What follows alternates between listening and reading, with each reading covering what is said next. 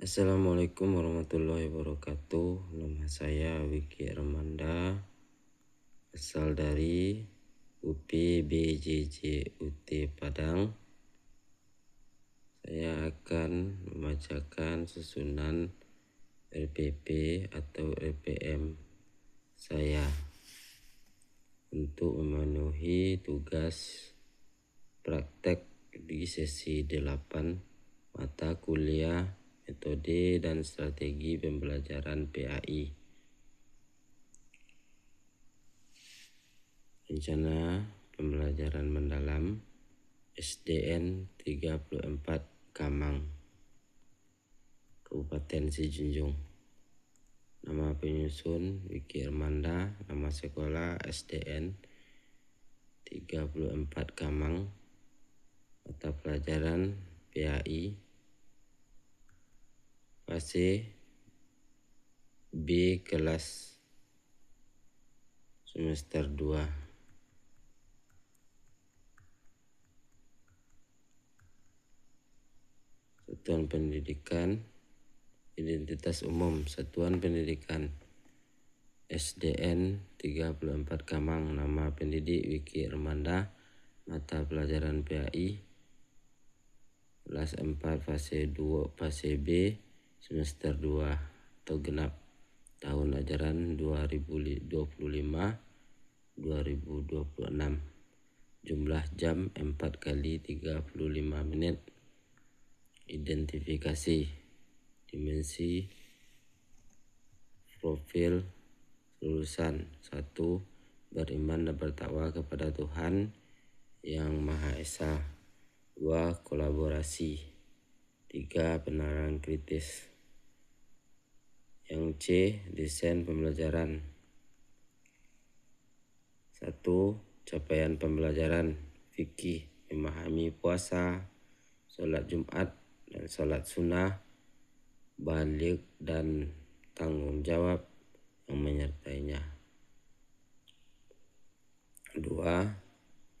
Topik materi pembelajaran, sholat Jumat, sholat duha dan sholat tahajud. Ketiga, tujuan pembelajaran. Murid mampu memahami pengertian dalil dan hukum sholat Jumat. Murid mampu menjelaskan ketentuan-ketentuan, syarat wajib, syarat sah, larangan, dan tata cara sholat Jumat. Ketiga, murid mampu mensimulasikan tata cara sholat Jumat dengan benar, baik berperan sebagai jamaah menerapkan adab-adabnya maupun sebagai khatib atau imam memenuhi rukun khutbahnya maupun sebagai muazin. Yang keempat, modal dan metode pembelajaran. Modal simulation, menempelkan kartu. Metode diskusi, demonstrasi khutbah singkat dan tanya jawab. Yang kelima, pendekatan, yaitu deep learning atau pembelajaran mendalam dengan prinsip berkesadaran, bermakna, dan menggembirakan. Yang keenam, praktik pedagogis, simulasi, seluruh murid memiliki peran dan bermain peran dalam simulasi pelaksanaan sholat Jumat. Yang kedua, visualisasi, menggunakan video dalil tentang sholat Jumat dan video orang sholat Jumat di Masjidil Haram. Yang ketujuh, lingkungan pembelajaran. Pertama, fisik, kelas diubah settingannya menyerupai saf masjid bila memungkinkan. Kedua, virtual, grup WA untuk membagikan infografis adab sholat Jumat. Yang kedelapan, pemanfaatan digital.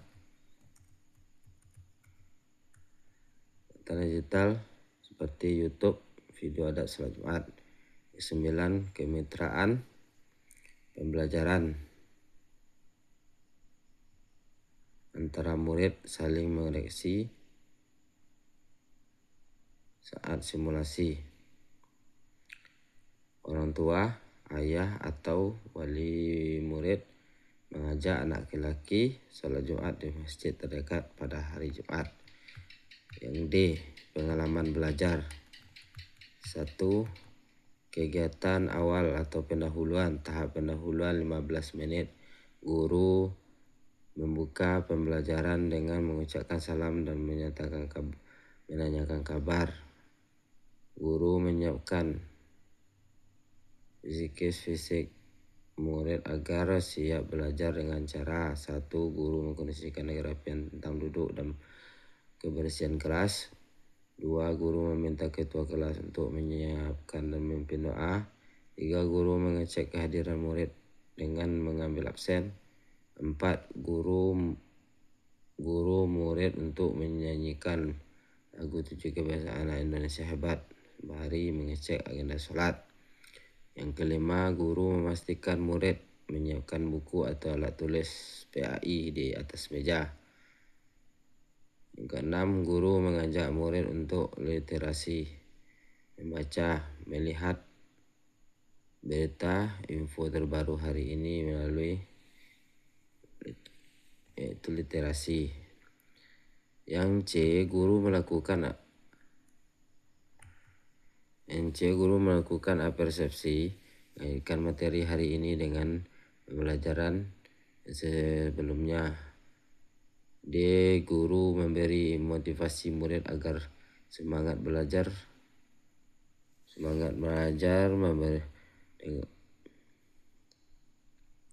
melalui sebuah kata-kata. Yang E, guru menampilkan tujuan pembelajaran melalui tayangan PowerPoint di Canva dan menyuruh murid membaca tujuan pembelajaran secara bergantian.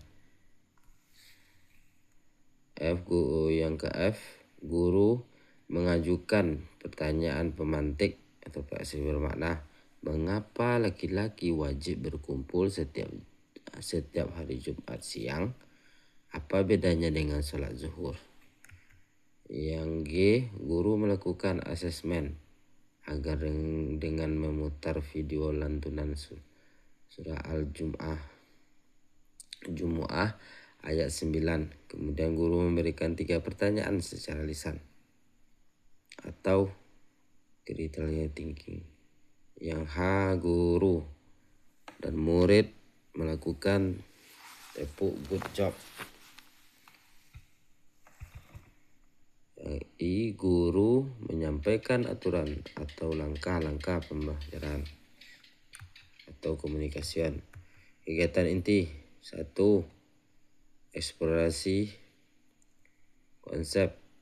Guru membagikan kartu berisi pertanyaan tentang syarat wajib, syarat sah dan rukun sholat Jumat.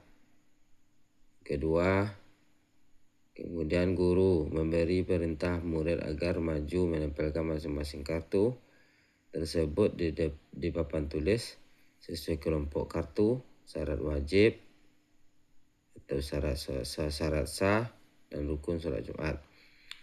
Yang kedua, simulasi tata cara atau menggembirakan.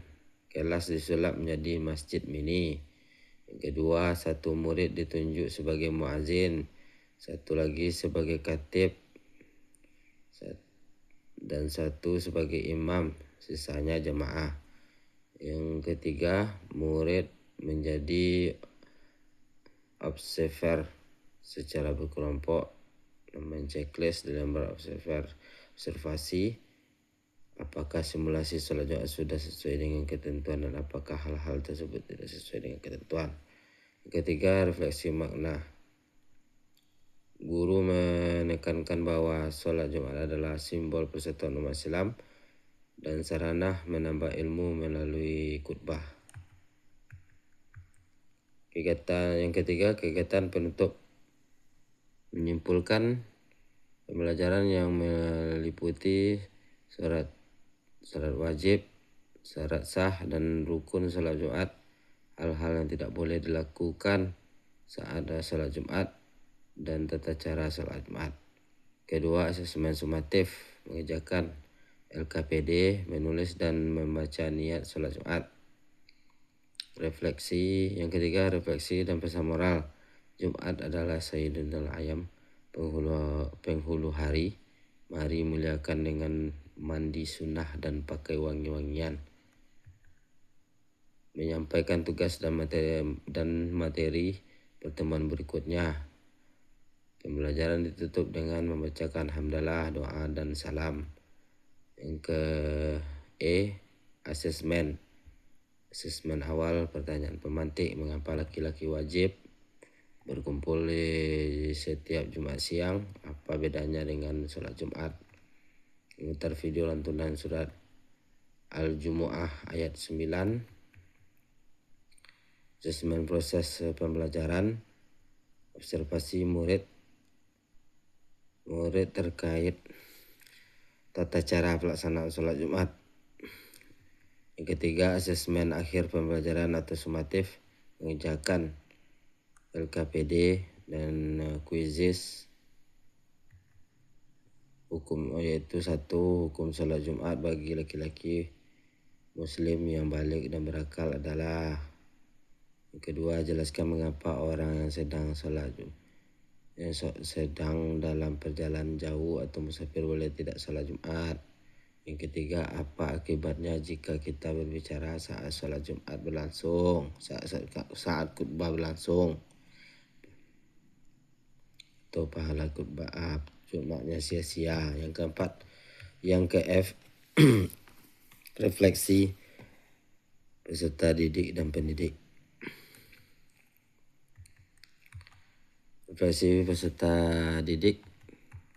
Nama peserta didik, kelas. Contoh namanya Budi, kelas 4. Pertanyaannya, apa makna guru bagiku setelah belajar hari ini? Bagaimana perasaanku saat melakukan simulasi tadi? Sikap apa yang akan aku perbaiki besok pada pagi kepada guruku? Refleksi pendidik atau guru. Nama guru Wiki Armanda, mengajar di kelas 4. Apakah metode simulasi efektif membuat murid memahami perasaan guru? Apakah murid sudah bisa membedakan adab di sekolah dan di luar sekolah? Bagaimana respon emosional murid saat sesi mindfulness mengingat jasa guru? Yang G, lampiran lembar kerja peserta didik LKPD. Berikut ada juga lembar observasi praktik simulasi sholat Jumat. Ada petunjuk pengisiannya, ada tabel penilaian berasal peran, khusus muazin ada juga, khusus peran jemaah ada juga.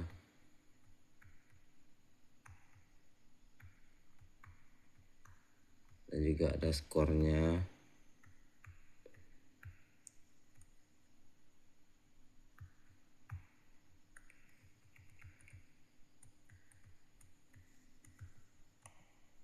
Nah, saran tambahan untuk anak kelas 4, teks khutbah sebaiknya sudah disiapkan oleh guru dengan teks yang sangat pendek dan mudah dibaca. Misalnya hanya 1 halaman yang mencakup rukun khutbah saja, agar siswa yang bertugas menjadi khatib tidak merasa terbebani dan fokus pada keberanian serta adabnya. Tambahan untuk guru, 1. Karena sholat Jumat dilaksanakan di masjid masing-masing hari Jumat, Anda bisa menggunakan lembar ini untuk observasi dan menjadikan sebagai lembar penilaian diri, penilaian antara teman jika siswa sholat di masjid sekitar rumah mereka. Jika dijadikan penilaian tugas rumah tambahan, kolom tanda tangan untuk orang tua wali murid sebagai pemantau kegiatan siswa tersebut. Ada juga bentuk teksnya, teks latihan khutbah Jumat. yang berjudul Sayang dan Berbakti kepada Orang Tua, khutbah pertama. Terus ada khutbah kedua.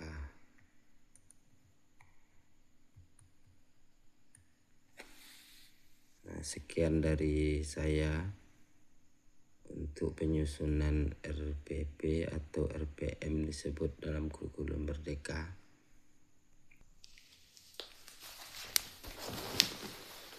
Jadi untuk manfaat penyusunan RPP ini bermanfaat sebagai kompas bagi saya dalam mengolah kelas secara sistematis, sehingga alokasi waktu 4 kali 35 menit dalam dapat optimal dan tujuan pembelajaran dalam dapat diukur dengan jelas. Kelebihan